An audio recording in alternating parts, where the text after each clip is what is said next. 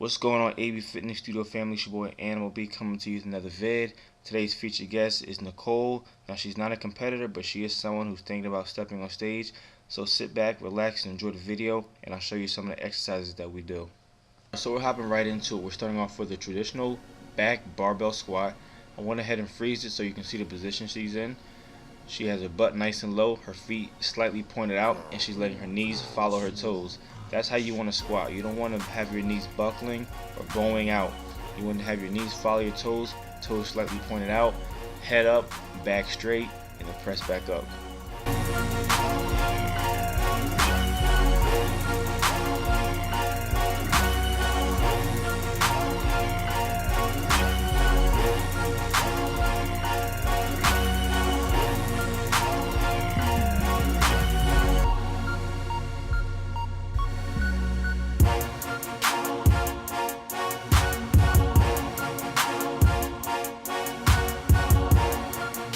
See, we have 135 on the bar. What we're actually doing is we're working on one of the 7 principles of exercise, being overload. Now, for those who don't know about this principle, in order to increase your strength, you actually need to add some type of a new resistance or intensity to the effort that you're doing. So the fact that she has a good squat, she was getting nice and low with the lighter weight, we kicked it up a notch to 135. She may not be getting as low as we would like, but because it's a different type of effort that you need in order to lift it, it's just as beneficial. Next, we moved on to a version of a step up with a hop. We're starting to lean towards some of the plyometric work now, and you also will see a broad jump in here. Now, these are good because not only do plyometrics benefit those who are athletes, but it benefits anyone who's trying to work on core development, speed, stability, and explosion. And when doing things like squats, you really need that explosive power to push the weight back up. So this is our plyometric version, and it's good to remember also that muscles only pull, they don't push. So when doing your step ups, they work the hamstring. Okay, a lot of people feel like they work the quads, but they do utilize the hamstring and glute more, because when you put your foot onto the box and you actually step up, your glute and hamstring is actually pulling the rest of your body up. So just keep that in mind when doing these exercises.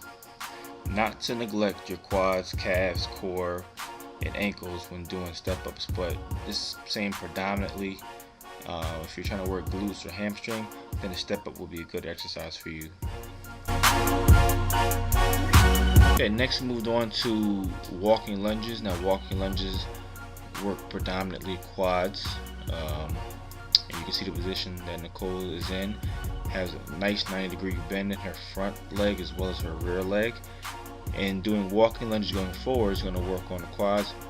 Doing reverse lunges where you actually walk backwards could be done with a barbell, could be done with a dumbbell, kettlebell, whatever you want to use for a weight. It's going to work mostly the glutes as well as the hamstrings. Next, we moved on to an exercise that I like to do with my clients, and it's a lying hamstring curl.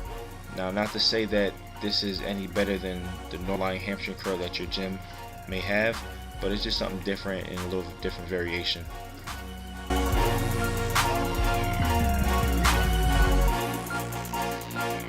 Our last and final exercise for the evening is my version of a cable kickback, and we're using a small step.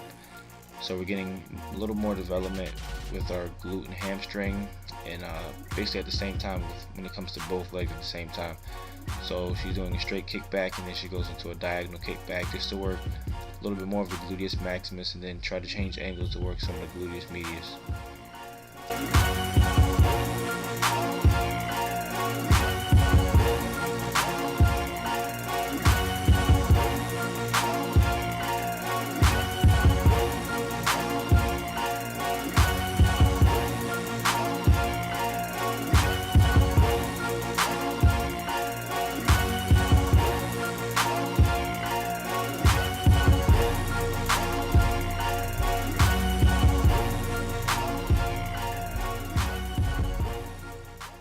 Push it even further to the point you about to quit.